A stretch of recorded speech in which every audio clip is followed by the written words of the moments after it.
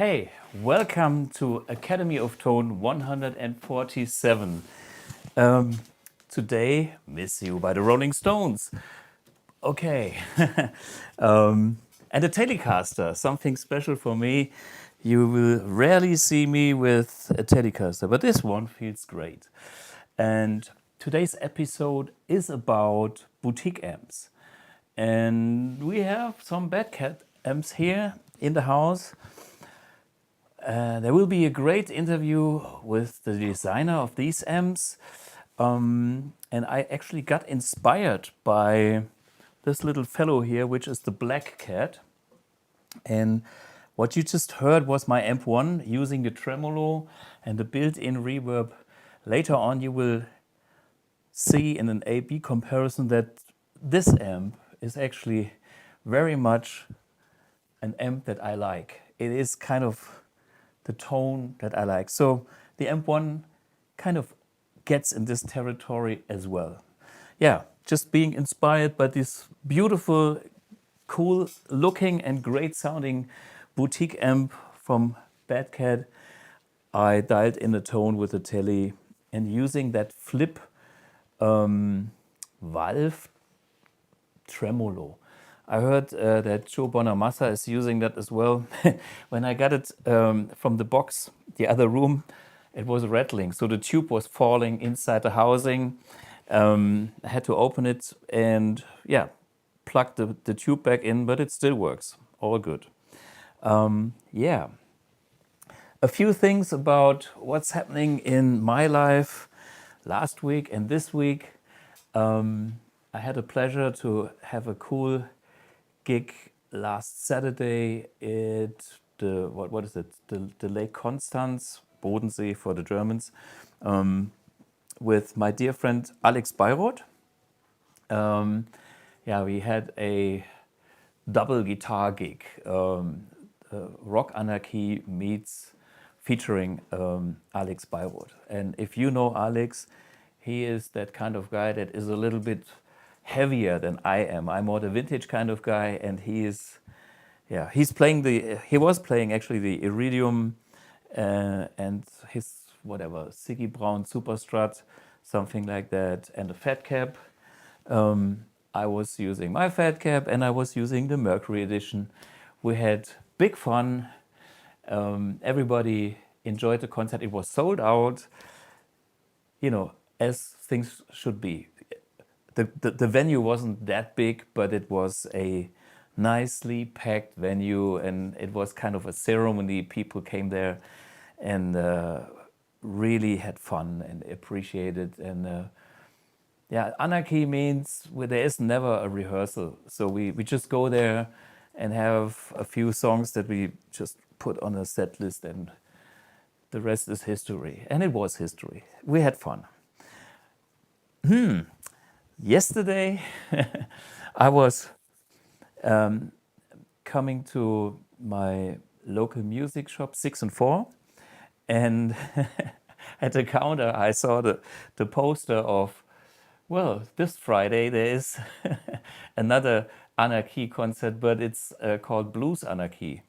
And I've never done Blues Anarchy, so this is a first thing. When I saw that poster, I thought, man, let me think of what I should do with the band to make it blues. And it really made me think since I saw that. There is no rehearsal. I thought a little bit about songs that might fit in, and I thought of arrangements of songs that we play in the Rock Anarchy, and we will blues them up, and that will be hilarious. I tell you, Jump as blues is killer. There will be other things, big surprise for me, for the band. I have a few things in my head, but I will throw it in the very moment when we go on stage. And, my colleagues are pretty rough and ready. They can deal with it. But this will be exciting. Okay, I'm a little bit nervous, to be honest. I mean, blues is not the hardest genre of music, but to be authentic blues in a way is a challenge. Yep. So I listened to some blues this morning. That helps. So, for me, that's an exciting week. And as things fall into place, it's always nice, on short notice, we came up with this idea about boutique amps. Something on my list for ages. And then,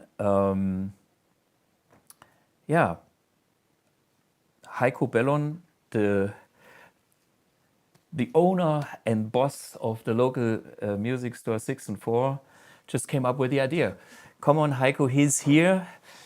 And, he said, hey, we have these beautiful amps in the house. Let's do something with those. So, Heiko, you have how many Bad Cat amps now in your store? 4? Or you sold already a few? Yeah, at the moment I have three in the shop, and it's I'm very happy and proud to have these amps because we are one of the 2 shops in Germany. It's number 1. Number 1, Hamburg. Hamburg. So there's, for the guys who know me, there is this other channel. It's called The World of Vintage Guitars, where I have the honor and pleasure to play the most expensive guitars ever, including that 59 Les Paul. That 59 Les Paul. It's the best sounding Les Paul I ever played. Maybe the 57 comes close, but the 59, I think that's the best one. Anyway, and they do have those amps, and they are in Hamburg, which is North Germany, and 6 and 4 is local Saarbrücken, Southwest Germany. Southwest Germany, yeah. and you have the other. Yes, and that's the only option to get these amps. To test it, to check it, and to buy it. Yes, yeah, of course, dealer. And I'm very excited and happy that my old friend Matthew, he helped me, and I know him very well for 20 years. See, in this business, it's good to have long-term relationships. Yes, and he said we come up with a new line from the Bad Cat amps. They are well known as handmade point-to-point wiring amps. But this is a new line, 4 different amps. The Black Hat and the Hot Cat is here this evening, and it's the first delivery from the factory. Right, and direct in. They produce it in. Kind of Los Angeles. Mesa? Near to Anaheim, Los Angeles. Yeah. Here comes now my little extra bit of information. I know the guys, and I know Peter Arends. Peter Arends for the Americans. But Peter is actually a German guy from the Cologne area who worked with everybody. He worked with Boutique amp distribution, making Soldano, Friedman, tons of amps. I have just done a very interesting interview with Peter just shortly before we went on live here, which we show you guys in a few minutes, because he is all about being an amp designer. And we know each other not that deeply, but we see each other like every 2 years, just by coincidence. Me visiting Boutique amp and this guy fixing a Soldano or improving it, or then next time neighbors at an amp show, and then his switching systems, blah blah blah. So there's a very big interview coming up in a few minutes here. But before we go into the amps and the details, there's another coincidence story that belongs to your guitar. So this is what is it? It's often you say there are stories, and this guitar has also a story. Not a big one, but in 2000, right? We built some guitars, 25, only pieces from Göldo. I Göldo? think Göldo is well known as a German, German part supplier, and he is also behind Duesenberg. Yes, they made Duesenberg, Yeah. and they had at that time very good parts, and we buy a lot of parts and we build Tellys and Stratocasters. But we call this not Stratocaster; it's a Sulzcaster. Because the shop is from Sulzbach, and we have Saarbrücken. Saar is the river in Saarbrücken. Bridges is Brücken. Sulz and the Sulz. In Sulzbach gibt's this is Sulzbach. That's the river in your town. So and then it's not a Stratocaster; it's a Sulzcaster. It's a Sulzcaster, yeah. So and the guy who set it together, who built the guitars from the parts, is called Uwe Six. Yeah, which is another nice coincidence, because this is the gentleman here on this picture who was actually writing. Can you see the name right? His Well, name this I is can't spell it. Six, Because and that's Uwe Six and the shop 6 and 4. and Uwe worked in the service department in our shop, and often the customers called and he said Uwe Six, and the customer said, "Oh, The boss. the boss is on the phone." And Uwe said, "No, I'm not the boss. Because 6 and 4 means six strings and 4 strings. It's Well, the beginning of the shop when we started 30 years ago. It was only 6 and 4. Yes, These days it's 8 and whatever. but we started with Yeah. And guitars. the other side of Uwe is he worked at Hughes and Kettner for ages, kind of with me. And Uwe was writing this book about the Hughes and Kettner story. This is him, that's me. And, this goes back in 1995. I know this product. So Uwe is also a great guitar player. He has his own Pink Floyd tribute band.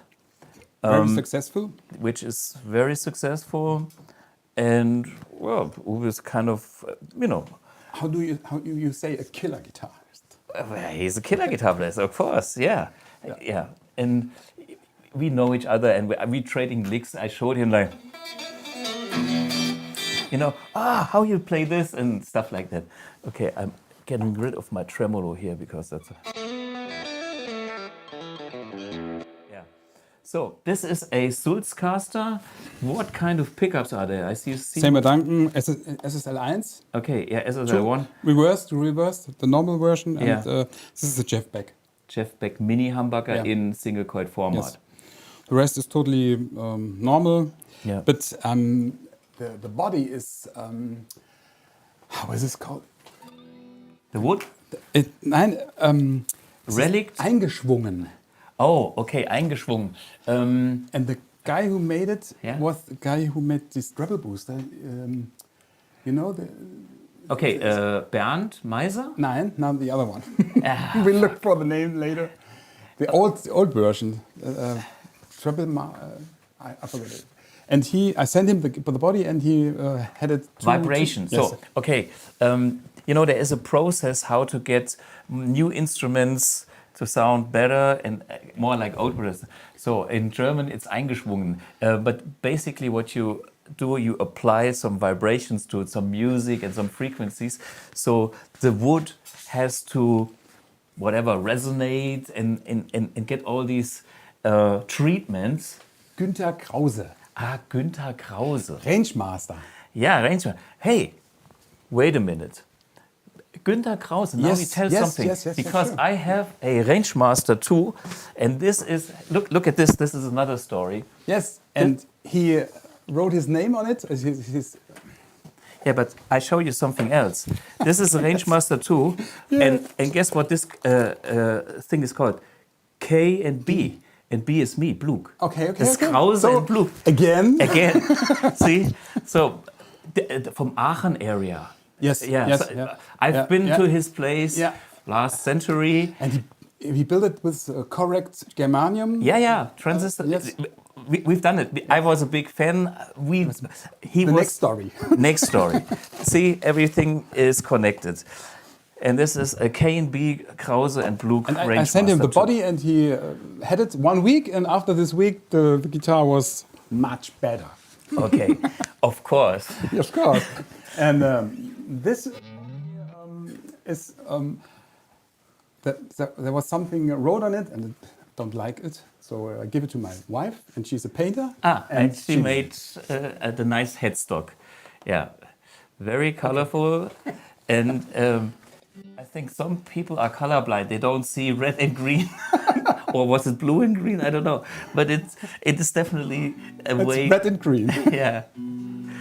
Okay. Hey, let's have some fun with this. Let me see if I can get some. Let's try it.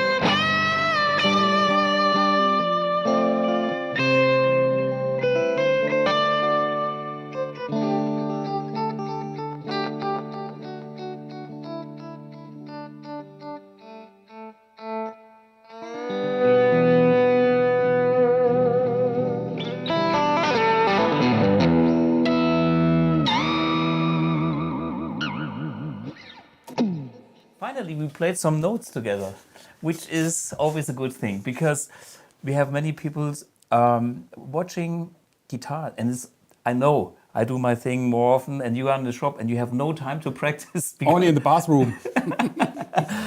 But all good, all good. So I'm waiting for the next surprise for your shop because it's kind of a great thing. If Heiko has been a great source for any kind of products for me, even back last century. But if there's something new out there in this industry, sometimes you give me a call, and sometimes I come and sneak your shop and I look at things and think, oh, can I check this? I can remember that you buy some Marshalls. Of course, and yeah. some Mesas, huh? Yeah, I bought a lot of things when I was younger. Now I think I have everything. That's my problem, And then I design my own amps, and so I don't need to buy anything anymore. I just design it for myself. But it's still interesting to come in the shop to look for new things, new for stuff. me, the Yeah. Bad Cats now as an Absolutely. example. When I come to your shop, there's always something, little details. Nobody, I look at foot pedals, it's like how is the mechanics working and how do they solve this and what kind of shape are their knobs and what's the distance here. Every time we have something new. Yesterday, 2 days, we have the rebuilt from the Marshall pedals and yeah, exactly. For you guys, if you don't know yet, the famous blues breaker, the Governor, the Drive Master, and the Shred Master. Shred Master. Okay, yeah. I had a Governor, but it disappeared. Maybe I have to get a new one from you. But Governor is very interesting because of the center turn inside and the blues. It's Jamea made something with it on this board. And I have a friend who is the promoter of many great guitar players. He was also the promoter of Gary Moore. And he was also the promoter of Dire Straits and Joe Satriani and Bonamassa and Jeff Beck. He was supposed to be here on the Academy of Tone, but then Jeff Beck died and he had to go to his funeral. Yeah. But he promised me to bring the original Governor that Gary Moore used and still got the blues. Okay, cool. So this will be here. Every time something new in the shop, and then maybe we can compare if the new one is exactly as good as the one that Gary Moore used. Yeah. So that's good to have a lot to do. Yeah, and it's always good to have a music shop around the corner where you actually find a lot of products. You have a big inventory, which I think it's killer. So yeah, it's always worth a visit. Heiko, and I would like to show you guys now the interview with Mr. Arends, because we go deep in the amps, and then I will do a demo of the amps and A/B comparison, and we can use the chat. So thanks, Heiko, for bringing the amps. It's a pleasure. See you soon. Now, my little interview with Peter Arends. Peter. Ladies and gentlemen, Mr. Peter Arends. Peter is a very special person to me in this industry because he is a boutique amp designer, originally from Germany, now living in Los Angeles, and he was in contact and behind the scenes working with many big names. Just to mention a few, currently we have those beautiful Bad Cat amps, which he designed, those two, the Hot Cat and the Black Cat, and there's a third one. But before there's four. Okay, four. Yeah. What are the other two missing, Peter? Well, the third one is the Lynx, which is a high gain amp, a super modern high gain amp, and the fourth one is the Cub, which was Bad Cat's most popular model for several years. I think it was actually the first one they came out with back in 2001 or something like that. Yeah. So, yeah. Yeah. So last time I met you in person was at NEM 2022. And this was when I could see those amps at your booth, at Bad Cat booth, and what I could feel and hear at first impression, I was impressed already. So now finally, I have those amps here in my room. Yes. And I have to say there's a few things that impress me even more when you look deeper into detail. But let's go into the amps later. Before that, I want to talk a little bit more about your background. So, well, then I met you at Boutique Amp Distribution, which is the company that produces manufacturers like Friedman, Soldano, Wampler, Morgan, Synergy, Tone King. Yeah, basically them all. Matthews Effect at the time. Yeah, there was a lot. Yeah. And you also have your own company, Ampete, with your beautiful switching systems. You have this what is it called? 88, the 88S Studio. There are several models in that series, and there is then another one which is the 444, which incorporates effects loop of the amps. And well, we also made amps at the time, but we ditched that after a while for several reasons. Oh, you ditched it. So now, yeah. We don't do the amps anymore. No. Okay. But you still do amps, of course, now with Badcat, because, and I guess doing amps is also a big passion for you because you are a player yourself, right? Yes. Yeah. I can see. This is how it all started. I mean, I think that's how we all kind of get into this industry. This is not a plan. I mean, I didn't plan this. I didn't plan my life like the way it unfolded now, but I'm actually pretty happy with how all that came to happen. So. Yeah, right. So you are originally from Cologne area, and there is a mutual friend that we have is Ulis Musik, a kind of legendary music store that used to be in Leverkusen or still is, moved from Wilhelmstraße, or what was it? Yeah, from the Wilhelmstraße. He moved to Cologne actually, in the Heliosstraße. Yeah. And coincidentally, that was where I had my first location as a company. I mean, I started out in my with my roommate in our shared apartment, but later on I moved to that location in the Heliosstraße, and that was right across Ulis Musik. Mm-hmm. Although I have to say, at the time we never really had contact. I think he was working mostly with Baldringer. Yeah, Baldringer at the time, right? Yeah. And I actually think that Uli retired a few years ago, but I'm not sure on that. Don't quote me. It became quite a little bit quiet around Uli. Yeah. I remember like 20 years ago, Uli was the hottest dealer in the area. Yeah. And he had like the huge Marshall test center selection with the racks and the those are issues. The days. Exactly. And he made money. The German phrase was, I think this was one of his phrases, da kannst du die Kohle in die Kasse treten. So you have to use your shoes to get the money into the cash.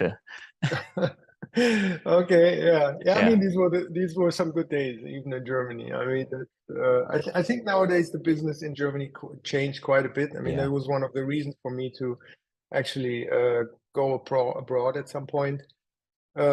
Because frankly speaking, my company Ampete did not run well enough to feed two people.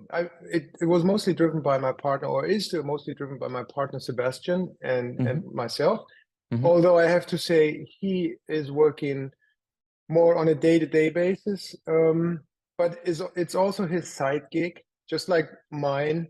But he's more involved in it these days. So I lost my train of thought here at this point anyways. So at the time when we started that was my point. At the time when we started that, it became quickly clear that there is a market for that, but at the same time, we were not able to scale up our production in a way that could supply that or really make an impact on how we lead the company. So for me, at some point, it was almost inevitable to change either my career path or go abroad somewhere. And to me at the time, there was an opportunity to go in the London area, working for a company over there, or then there came the offer from Boutique Amps, with who I worked at the time already. And I mean, I think everyone who knows this industry a little bit knows that this is the hotspot still for everything guitar amplification related. I mean, here are companies like, from Strymon to Sir and Boutique Amps Distribution. They're all here. So and the musicians. And the musicians as well, yeah. Right. And it's a small scene. It's kind of like, we know that from Germany as well. There is a small scene with people, considerably more people, but still everyone kind of knows each other. Sure. So it was a logical step for me to take on this offer. Yeah, I think if we talked the other day over the phone, and it's like, the golden days of the guitar amp business has shrunken so much that you have to focus, that you have to scale your company exactly to something that that you don't go bankrupt in the end. I mean, you know, the same with my little amp ones that I manufacture and that I design. It's the same thing. I'm totally focused on what I'm doing. I don't want to have a big team with salaries for 10 people and, you know, having stress to feed all these mouths. So I think the good thing is, since you have some background experience looking at other companies like Boutique Amp, like what you have done yourself in the past with facing the limits of certain things, your own capacity. I mean, it's like we are all driven by passion, but you become a workaholic and you come to the point where it's like you work 150%, and you can't go any further than this, you know. But this is mostly passion driven and not necessarily financial driven. I mean, they're financially driven. There's always it's intertwined for sure, but at the same time, this is how I've always been working. It's when I get onto a project, there is either I'm convinced about it or I ain't, and if I'm not, then I just can't get myself to actually really work on it. So I choose things which I'm really passionate about, and and then I'm all in. I'm all in, and there's almost I'm sometimes having a hard time finding a good work-life balance, like you say nowadays, right? But at the end of the day, I still enjoy it. It's not stressful in the sense of that I feel it's too much. I sometimes have to watch out to not overstrain it, but I still I think in the end pretty much. Yeah, in the end you do the stuff that you wanted to do, and this is kind of, it gives you some reward. It gives you some energy back, even if it's energy consuming. It's not a mindfuck energy where you think, oh my God, I'm doing the wrong thing. So and for me, this is also why I can be, you know, up and happy every day. Up all night. Yeah. It's the same for me. And there's often, I hear often a lot of complaints in the industry that things are so difficult, and that especially in the guitar amplifier business, that everything has become kind of unforeseeable and not worth it anymore. I have to say I'm a little bit of a different opinion. I see that the general market, and not just our market, I mean, this I think applies to the entire economic, has shrunken in the sense that margins have shrunken a lot. I mean, this does not apply to all the economics, but in our field, the margin have shrunken significantly since the 80s, 90s. So I remember I used to read about Marshall in the 60s that there was one person building one amp a week. Yeah. I mean, if you apply that to nowadays, you won't survive 2 months. I mean, it's just impossible. So you have to opt up or step up your game in the sense that you become more efficient, that the products become more consistent, which also means the testing procedure have to be, and procedures have to be top notch. Because if you miss something, you have costs down the line, you have failures in the field which does not only cost you money, actual money, but also reputation, and thereby customers money down the line. Yeah. So there is so much involved in it that for sure we have to adjust the business to that.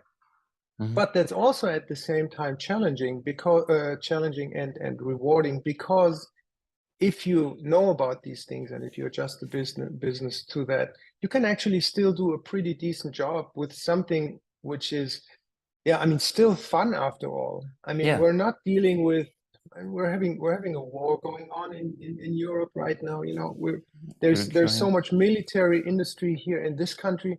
You know, I often think about, could I work in something like that as an engineer, or no, I certainly not. So we're still dealing with fun stuff. So we should be pretty grateful about that thing. It might not be that we become the richest person in the world, but frankly, that has not my goal to begin with. So I'm super happy with what it is. Yeah, I'm sharing exactly the same view for my own way of work. And as you, I also have a little work-life problem.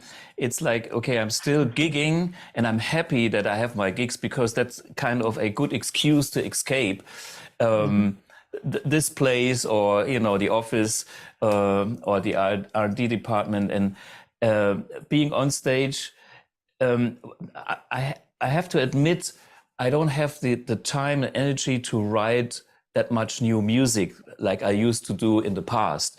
And the record that I'm working on with Ben Grenfeld, who is a Finnish guitar player, takes forever just because everybody is so busy, including myself. I'm probably the worst, but it will be finished, it will be done.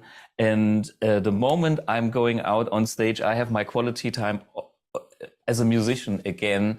And then that's my thing. So the whole thing here makes then sense again, which is, So we all found, I hope we all found our way how to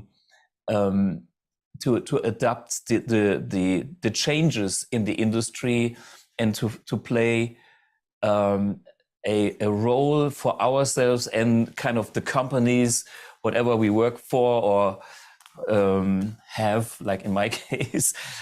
And trust me, I never wanted to be the boss of a company, but what is the choice? You know, have somebody else telling me what to do? No, I've been there. So too much of an individualist. I get that. So that's my trade-off, and in the end, I'm happy. You know what you're telling me about how you're approaching this record. I mean, it's actually, I think, another sign for be happy that you can do it that way, because it's not any longer that you have to define yourself through a profession which necessarily has to make you money. But that you can detach it from that, and I think that's pretty rewarding. I mean, sure, we're both our companies, or the company I'm working for is obviously a professional company, and we have to make our money with it. But of course, but hence it's great that you have this outlet of still making music, even if it takes longer. I mean, who cares? Right? Who cares? I'm still on the right track. I still do the things that I love to do. So all good in my life. I remember meeting you at Boutique Amp Distributions like 2 or 3 years in the morning. You know, you open some R&D department, and you've been working on, I think, a Soldano and reducing the noise or whatever, you know, the proper German engineer, you know, the guy that doesn't stop. Yeah, that's funny. It's funny. I know that I'm often looked like that, but you know, the approach was always more the one of a player. And then it just comes in handy that I'm very detail oriented. I mean, I can't help it. It's just I go down the rabbit hole when I want to find out about something. So before I start certain projects, I have already so much information captured in my head that I'm trying to put these pieces together in my head. Excuse me.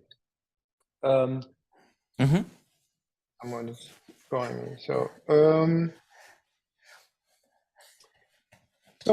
this is how I usually work, and that means, like, for example, with the switcher, we had so many questions about the switcher and the impedance matching and all that. So, and I was prepared for that. I knew everything about impedances and output transformers, how they interact, and what actually happens when you disconnect an amp. At the time, I had 300 watt heads in my shop from a certain brand, where I was like, I don't care if they blow up. I just want to know what it is. So what I did is I pulled out the load and ran those amps at full load, basically.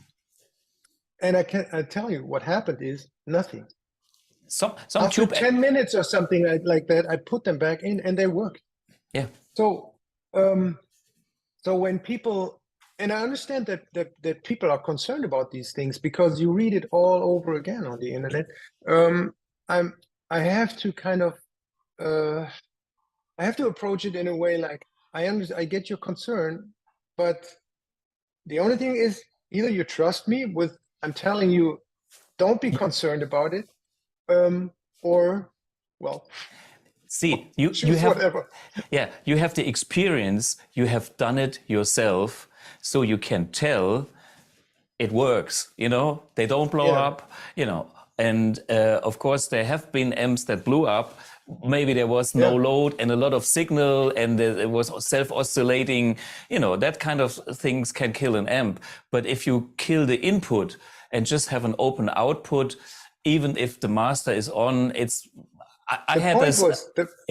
point was that I actually run the run signal through it. Okay. And disclaimer here, I'm not recommending doing that, because there are amps which will fail.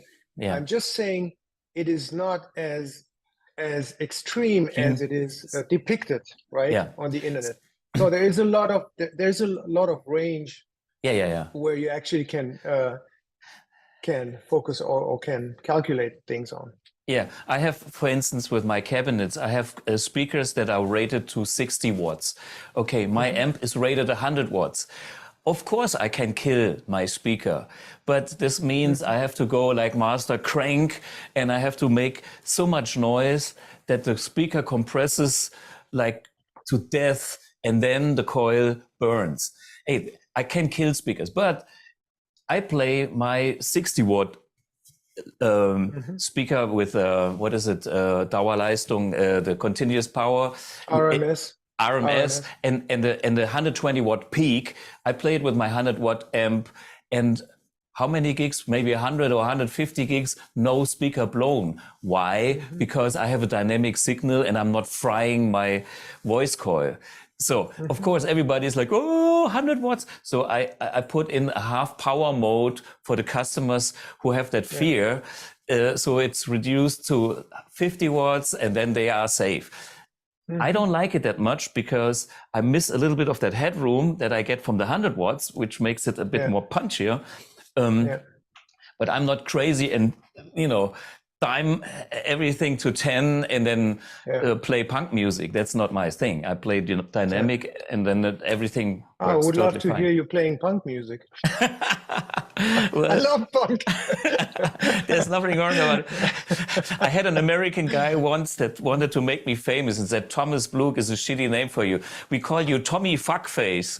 So call me Tommy Fuckface and I do a punk band. No problem. Well, there you go. Yeah.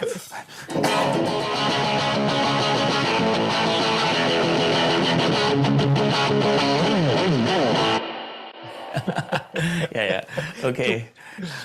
Right, more. And with a British accent, Tommy Fuckface. Anyway, back to the boutique business. Okay, of course, we know they're the mainstream brands, Marshall, Fender, but you have been more involved into boutique amps, like the amps that cost a bit more. I think these are 2,200 euros. They're affordable, and I think I would consider an affordable range. I personally think for what this is, it's a very good price. Because I know what's inside. This is the real deal. This is the best material you can use to make non-compromised all tube amps, except for the reverb, which I actually find better than a classic Acoutronics tank. There's nothing wrong about those, but Me too. I listened to your reverb, and I loved it right away. It's like and I'm not even a reverb guy. I usually don't play reverb, but I thought in those amps. I mean, first of all, they were in the prior generations, and second, I was like, okay, it makes sense in these amps. Yeah, go ahead. Yeah, for me. It is something a little bit in between a spring and a plate, and of course the real deal, authentic spring. Besides, it rattles on stage when you jump, which is annoying to me. This kind of reverb, even I like it even better. It's I love spring reverbs, and I love my old 66 deluxe reverb. I have. I really love those sounds. It's not in any, I mean, it's not in any way dismissive about these sounds. It's about what is makes the most sense today. Yeah. Makes the most sense for the amps I designed, and I felt like a spring reverb is just not the right choice for that. Yeah. So now people can go like, well, actually, you know what? I don't think a digital reverb belongs in a tube amp. We heard those voices and or opinions, and I'm like, okay, well, that's totally fine. But if you want a solution for players like, I think like you or many others who just want an amp and don't want to deal too much with pedals, they have a really good onboard reverb, which doesn't get in the way with the guitar signal, which I find often annoying about certain reverb designs, that no matter how much you dial them in, they're either too much or you can't actually hear them. So my goal was, I wanted that it just sounds natural in the background without being audible as a reverb. Yeah. Unless you crank it all the way, well then it's a different story. But so that was my approach and my goal. Yeah. And from that perspective, I think the reverb in all of the amps sounds amazing. The Lynx doesn't have a reverb, but the three others do have. And to me, the voicing of the reverb kind of really fills the sound matched to the speaker and the housing. It is, you know, it's one world. I can tell it's not somebody that takes some industrial chip here and throws it in and gives a fuck about the rest. No, it's been voiced properly to the product, you know, with a taste. And also I can, I'm impressed about your tone stacks. I mean, here on the Black Hat, the treble, you know, I dial it like a little bit. Did you, yeah. Yeah. Did you play around with the treble? Yeah, it's actually, that was a lot lot of work, I tell you that. It really matches the Strat. It really, I'm totally happy with what I get with this amp. Easy. It's like plug in, dial in, and the frequencies are the right ones for this guitar. And that's my kind of thing. So I'm home. And it actually has been voiced, or I designed it with a Les Paul Standard. 2012. It's a guitar John Thompson, which belongs to John Thompson. Sorry, one of the owners of Bad Cat, and so all the amps have been designed with this specific guitar, and I was actually surprised how good it works later on when I tried it with the Strat, because I'm usually not a Strat player, although I have one which you would actually probably appreciate. I think over there. So but yeah, so it works with both. It works with humbuckers extremely well. Yeah. But as well with the Strat. And so I could find my tone easily. And what I also like about is the tremolo. Yeah. Just tasty. Yep. And is it in the it is in the power amp stage, it's post the reverb. Is it like the old school tremolo that the bias tremolo? Tremolo. The bias tremolo. Okay. Yeah. Well, this is how a tremolo sounds best to me. I think so too. Yeah. Well, I could go on. I will have an extra part in this episode here where I will demonstrate the amps a little bit with different guitars. Great. Yeah. So a few things to know about both of these amps, but also that applies also to the Cub, is that when you plug in a delay, it's going to run in parallel with the reverb, which I think is which I preferred. This is why I implemented it in the first place. So both don't get in the way, and you actually can do really nice effects with this parallel path. The effects loop is always parallel, right? No, the effects loop itself is serial, Yeah. But the reverb delay runs in parallel. Okay. The reverb runs in parallel. Yeah. Okay. Just to clarify which that. is also the reason that the reverb never gets in the, or one of the reasons why the reverb never gets in the way with the, or doesn't interfere with the guitar signal. Right. Nice. And what is the line out? I saw there's tons of speaker outs, 4 ohms, 2 8s, and blah, blah, blah. And there's a line out. Is this kind of a unprocessed, unfiltered signal that is taken from the output stage? Yeah. Like the final stage? Yeah.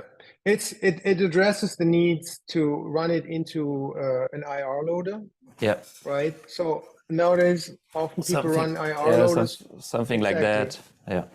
In parallel, and you go with the IR loader into your front of house, right? Yeah. Oh, by the way, I have my own product here. Okay. Yeah, exactly. Run it into that. Run it into the front of house, and you're done. Yeah. You don't need to mic your cabinet. Yeah. I think that's I prefer that nowadays over miking cabinets, unless you really know what you're doing and you're doing it in the studio. Then that is a different story. But for any live application, I think IRs are. It's more consistent. Way to go. And and the quality is so good these days. I myself had a hard time to get my IRs. I love your IR the blue box, by the way. The blue box, yes. Yeah. I had a problem.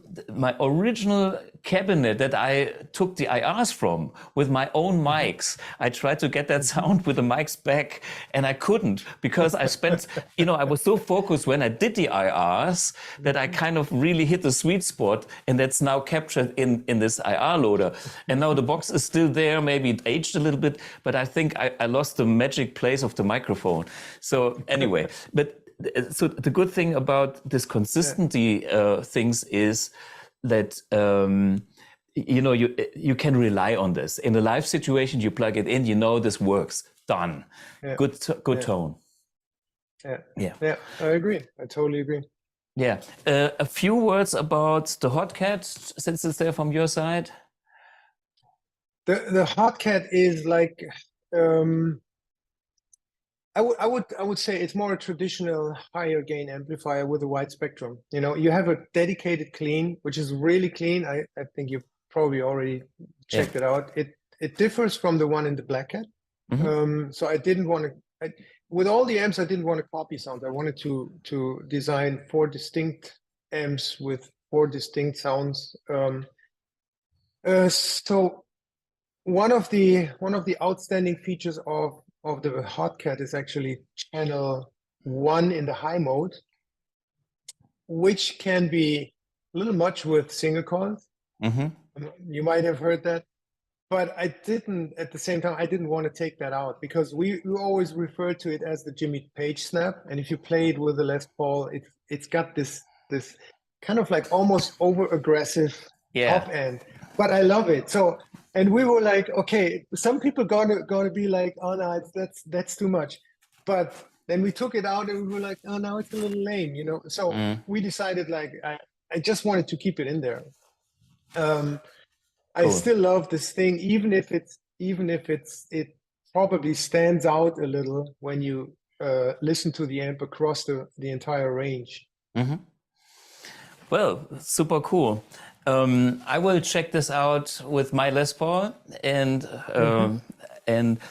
well, Peter, thank you so much. I think we will meet again very soon at NAMM 20. What year is it? 23.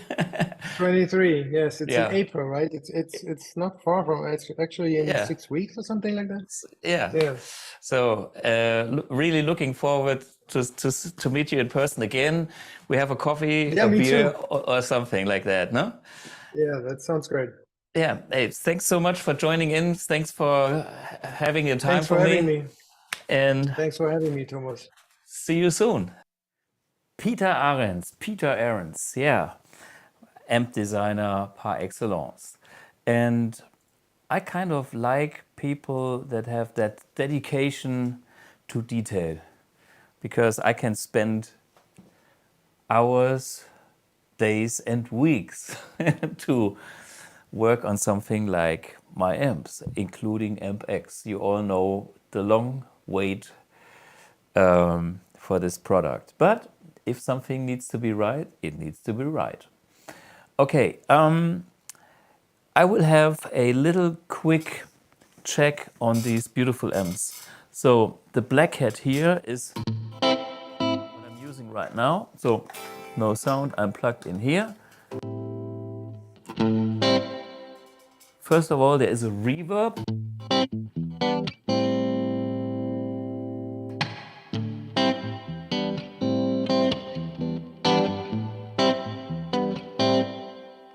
So now this reverb is not a traditional Acoutronics, whatever, 3-spring spring tank. No, it is a digital reverb that has the sound of a great guitar reverb. It's not totally springy. To me, it's in between spring and plate, which is my favorite sound anyhow.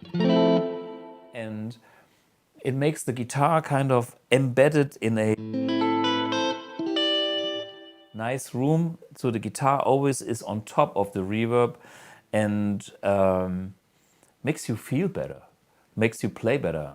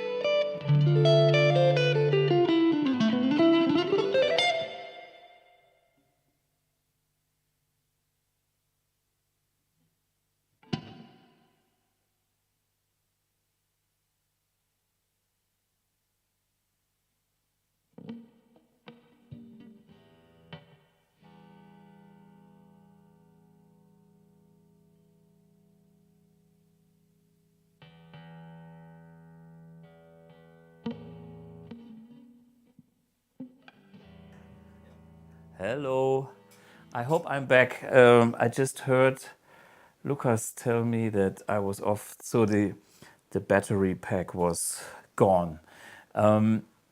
Hey guys, I put this a little bit higher, so I'm making sure, hopefully, that it's not switching off again.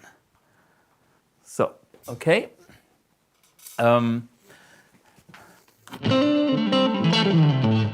Okay, back to the Get and the reverb. You know, there's nothing wrong about spring reverbs, but a spring tank on a stage that is wobbly will make a lot of noise and it's no fun. So for me, a digital reverb is something that for me is a modern solution and can make it sound really good. I'm not saying spring tanks suck, that's not right. They have their own quality, they have a very unique surf sound feeling and that boing effect which comes with the spring. But I'm not that religious about a good reverb as long as it is a good reverb. And I kind of like what Peter has done with this reverb. I put it all the way up.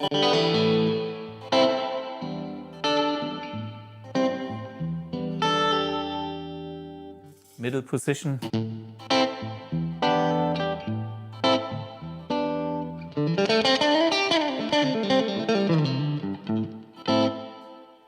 Just for fun, I switched to my Amp 1 and you will hear that I'm pretty much in the same ballpark because we seem to have a similar taste. Also on reverb. Amp 1. Off. on.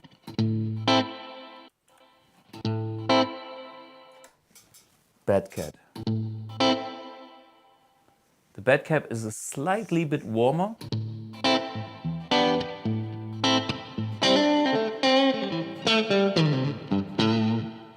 A little bit shorter, but I like it. I mean, I did my thing, Peter did his thing, but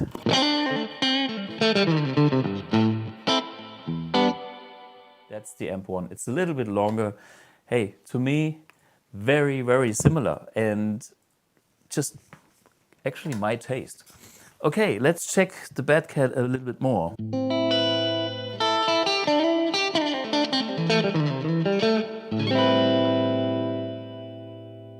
Tone stack. That's the treble control. The treble control is actually kind of the more I dial in the treble, the less mids I get. I scoop the middle and trade it off for some high end.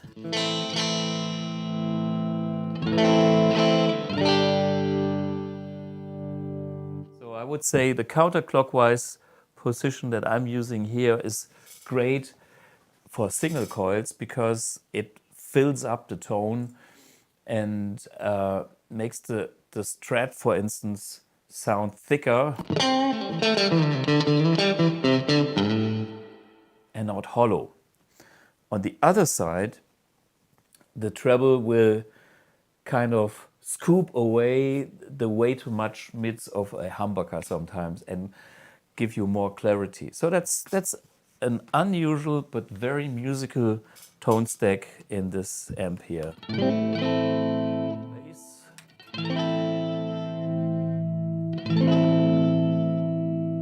I just like some bass, not too boomy, in the middle, slightly like 11 o'clock. That's my kind of setting here.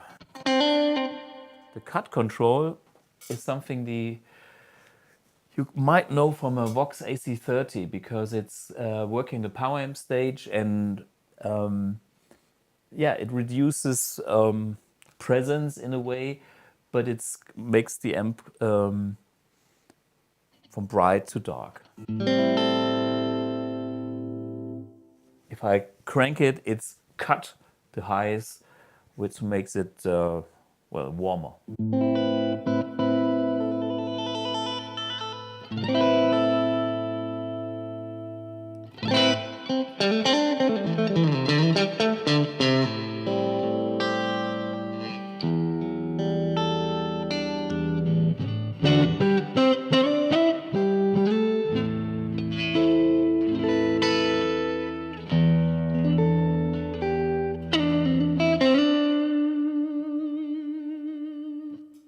Yeah, I like that tone. It's warm, it's transparent. The notes have a great separation.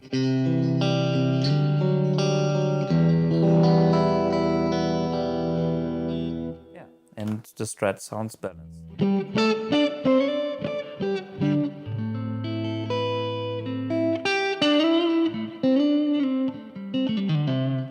Okay, James Van Dyke is asking, can we hear some humbuckers? Of course we can, because here's my trusty Les Paul, and here is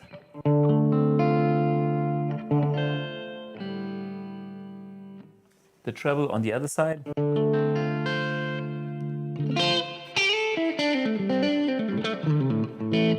Yeah, we have that snappy high end.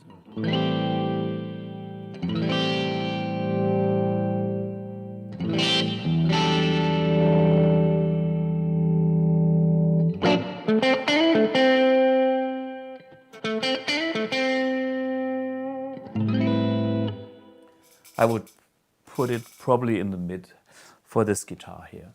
Yeah, it's on the edge of breakup because I like it, but of course it could be cleaner and maybe even a little bit dirtier because the volume 1, which is the clean volume, is designed to break up at a certain point. And there is a master one, and so you can have your own setting between the drive of the clean channel and the overall volume and match these settings with the other channel. Yeah.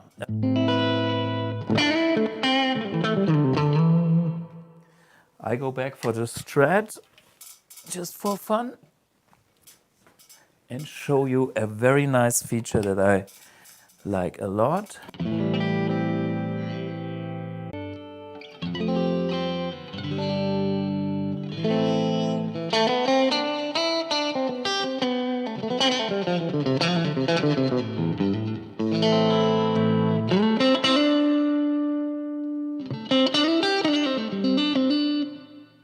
My amp 1.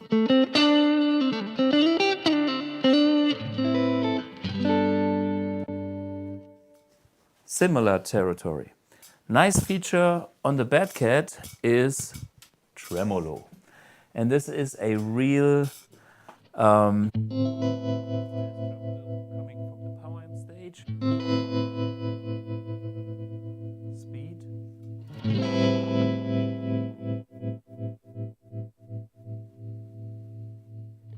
And intensity.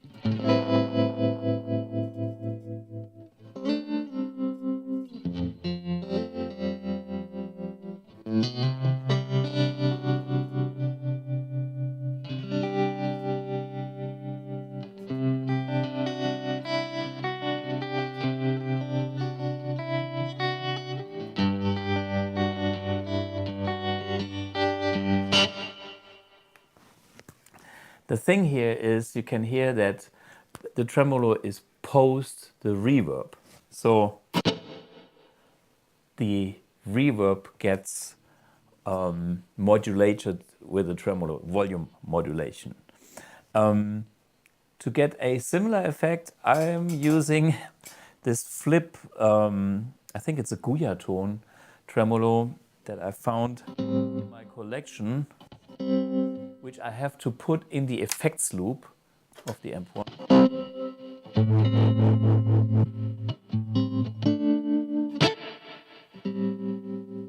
Okay.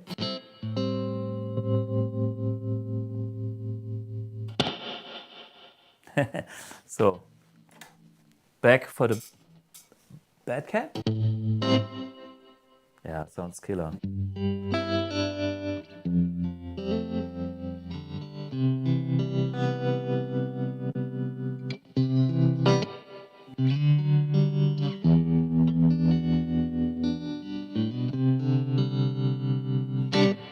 Yeah, that's the amp 1. This tremolo is simply killer in the Bad Cats. This is okay. Joe Bonamassa is using that pedal as well, but it's not the same thing like in the amp. Anyway, so these are, I think, the key features of that. And the second channel. Man, I forgot. Let's go and switch to channel 2. So, channel 2. Getting rid of the tremolo. And now I have the...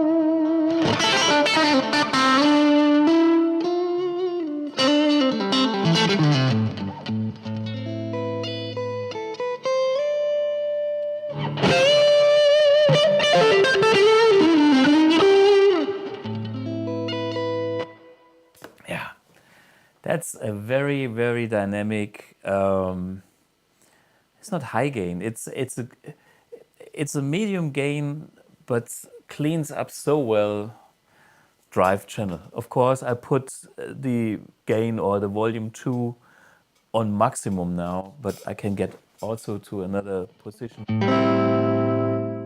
less gain.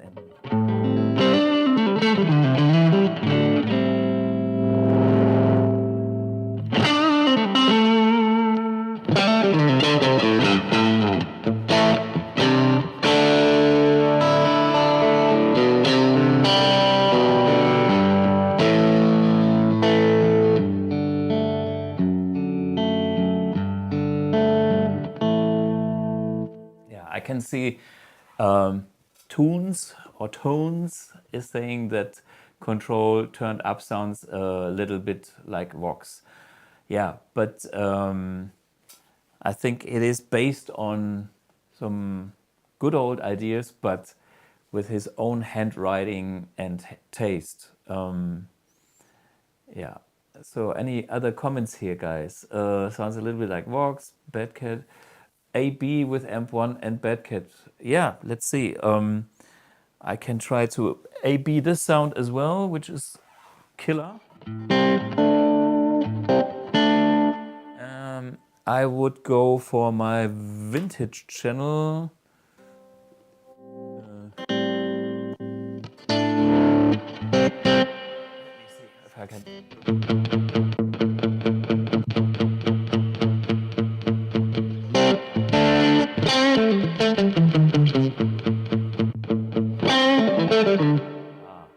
So I have way too much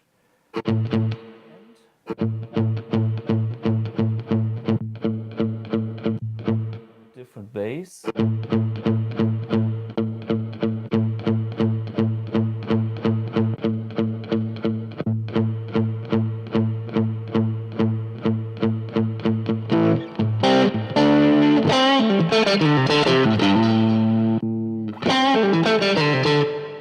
Okay, this is quite different. It is a lot more mid-rangey.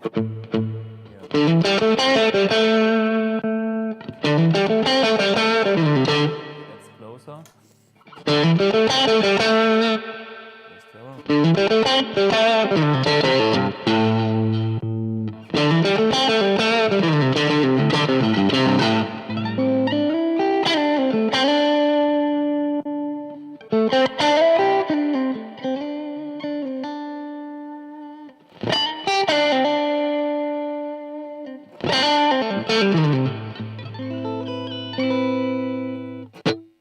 So this one is the amp one, and that's the Bad Cat. Not quite the same, but not that far off either. For the guys to see the settings, it is nothing special. It's simply vintage channel gain on, what is it, between 6 and 7, bass in the middle, middle in the middle, maybe a touch less middle on this one, and treble a bit down because it was too bright, versus the settings I was using on the Bad Cat. But you get an idea that we can get an AB with both amps and get also in that kind of territory. Let me read a few more comments here. So Peter redesigned Bad Cat amps? Yes, after he redesigned Soldanos in his former occupation. Right. You know, Peter is, you know, I mean, he's a dedicated amp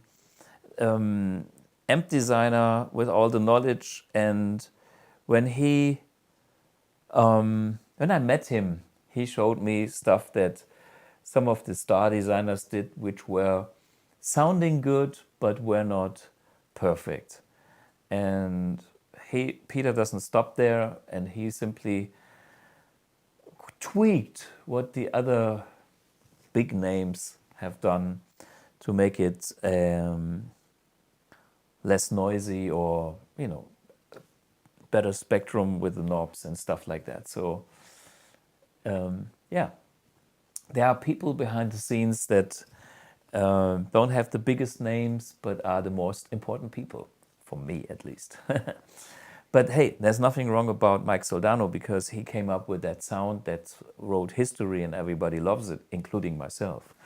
So, all good.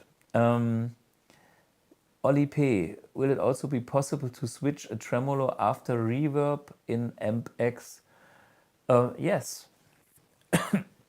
Why? Because we can make it happen, and we will have a true power amp style bias tremolo as well. We can do all that stuff. Okay, tones again. It seems to have its own voice. The tone stack control seems really versatile. Yes, it is very versatile. Will there be some Blue Cat sounds in the Amp X? Well, let's see. I wouldn't mind, because I'm digging those amps. That's something that, put in other words, there are some tube amps out there. They are puristic, but their sound design doesn't touch me. And these amps, they are the real deal boutique tube amps, and I liked the sound design. So this is, if I wouldn't have my stuff, I would go for something like that, and I would be totally happy. And you know me, I'm using my vintage Marshalls and stuff like that, but would I actually use those for gigs?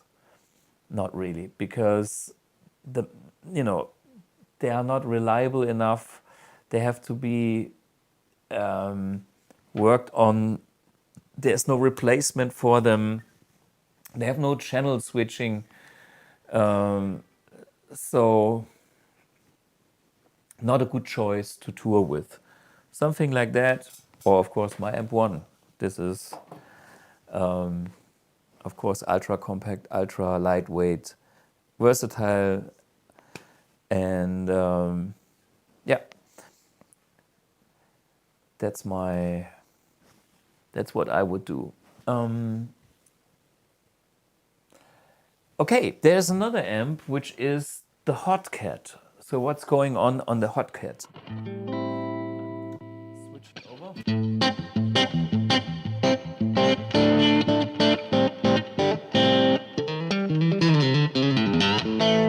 Okay, that's kind of a very nearly snarly sound. Way too glassy, maybe, unless you like it for a Strat. But this is the sound that I guess Peter mentioned, which is a kind of a specialty when you use a Les Paul. And I've checked that briefly, and yep, I like it too. So this was the Strat. Let's go for the Les Paul. Les Paul.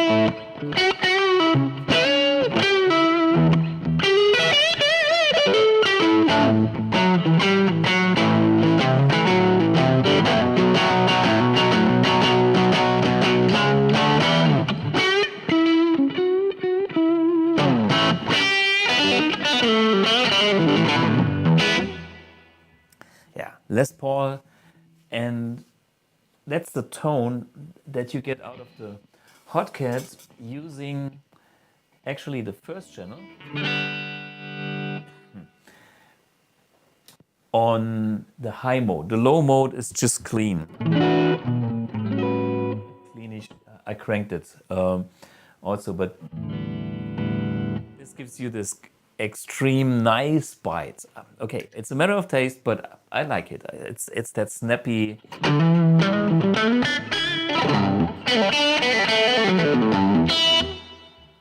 Yeah, makes this kind of a Strat or a Telecaster. Snap.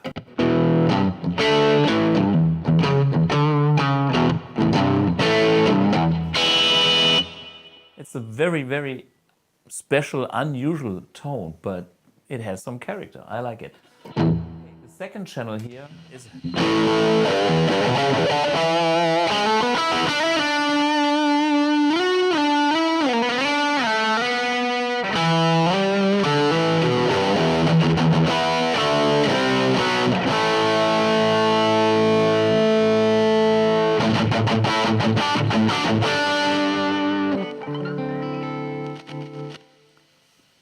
Yep. So the second channel, I use the gain all the way up, or almost all the way up. It's a classic high gain channel, again with nice dynamics, cleans up fantastic, and yeah, but it's not something super unusual like this kind of Jimmy Page.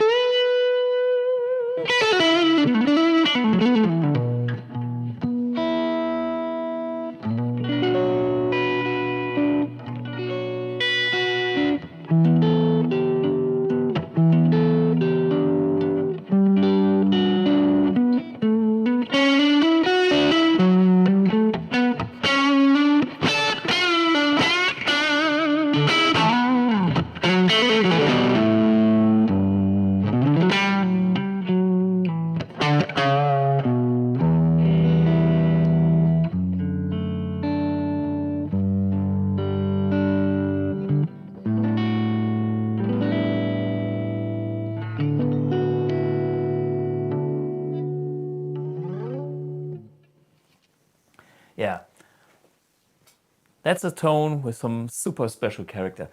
I doubt that I get that tone with the Amp 1, but I give it a try just to see. Nice challenge today.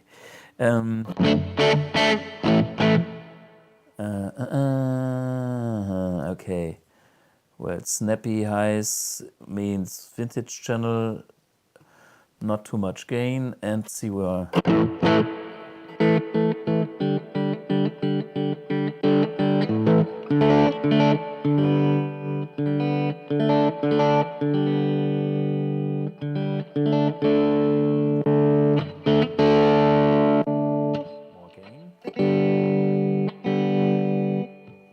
I think I go back for my high gain mode, press the boost button, hold while powering on. So I'm back to normal gain.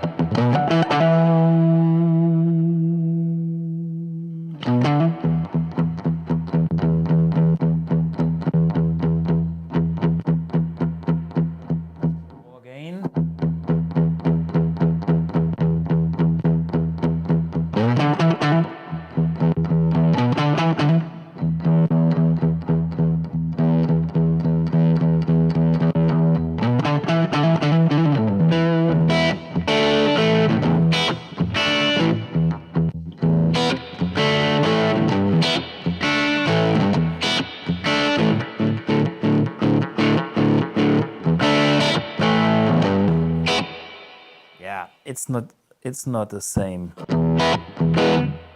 Let's try.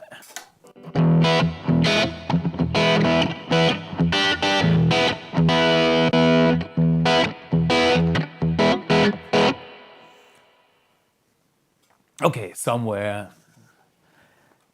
Yeah, I can get a snappy tone out of amp1 as well. Yeah, and that's a very characterful, very special tone. There's many amps that don't even go into this territory with this kind of special character, because it's more treble that you would usually offer in a standard guitar amplifier.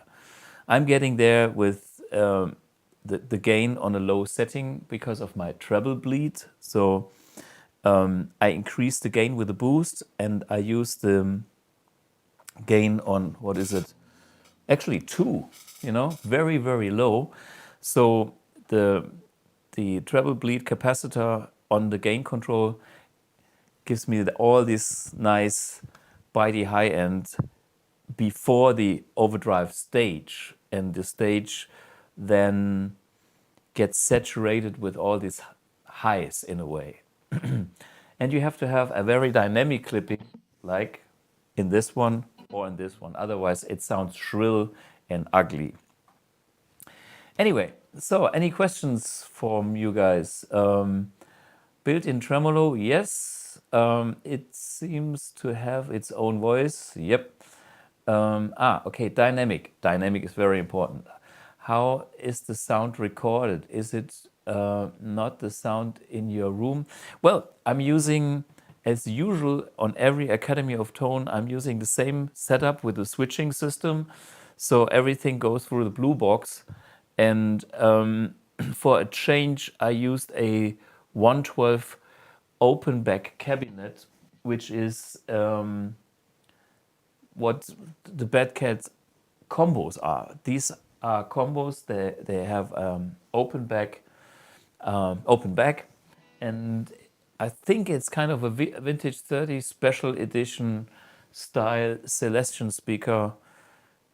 I'm guessing made in the UK because they sound really good. And I was listening to the amps in the room, spot on, nice. And for our recording setup, or for the direct tone that you are listening to, I'm using the blue box here. And today it's the Silver 112. Okay, just for your, I show you. So this is Silver 112. You can go for the Tweed 112, but that's too aggressive to my end. Anyway, it is something in the direction of the Bad Cat amps, and yeah, if you have more time to mic up one of those combos, go ahead. But as Peter said, these days you get good results going direct with IRs, especially when you play live. Okay. Über welche Box läuft das Signal der Blue Box? Okay, well, I just told you it's the Silver 112. So guys, any more questions at this point? If not, do you hear the amp via the amp speaker or via a monitor? I listen through our monitors here. That's what I'm doing all the time in the studio, because otherwise the amps would be rather loud and I couldn't talk. One thing that I noticed with these amps, and especially a big compliment for a tube amp, they have a consistent sound at low and high volume. There are so many tube amps that only have one sweet spot somewhere, like when they're nearly cranked or whatever. But these amps, they have master volumes that actually work. And so these amps are practical. I'm doing my thing in the same style. And Peter is doing it. He's got ears. He's got the knowledge. Big compliment. And they sound fantastic in the room. But yeah, every amp that we have here is using the same signal path. So we have a reference, and actually it works. Our studio monitors are pretty small ones, for the reason that when I'm talking, that the guitar is not killing everything. That's why we do it here. Okay, guys. Any questions at this point? Are you happy? One day I will do an episode about the difference of my vintage amps and modern boutique amps versus amp one and things like that. That was on my head too. But today it's like, listen to these amps, they are great. And yeah, that's my message here. Next week, I think we have Women's Day. So there's quite some female guitar players in our BluGuitar family. There are quite some female guitar players out there lately, which is also interesting. And I might have a little interview with Jennifer Batten about that. We are always in contact about anything. And she said, yeah, let's do it. She knows a lot because she has been awarded at the She Awards in LA and so on and so forth. So that's one topic of next week. And I will talk speakers and cabinets. That's another topic which is totally underrated. Again, a totally different thing from going direct, what we have done right now here. But, you know, me being on stage last Saturday, this Friday, I need a cabinet. That's my style. And I have a lot of thoughts on cabinets, on speakers, on housing, on construction, and what I'm doing with cabinets, what I like about that. So we will talk about cabinets next week. If you do have any other questions or maybe even suggestions about topics, let us know.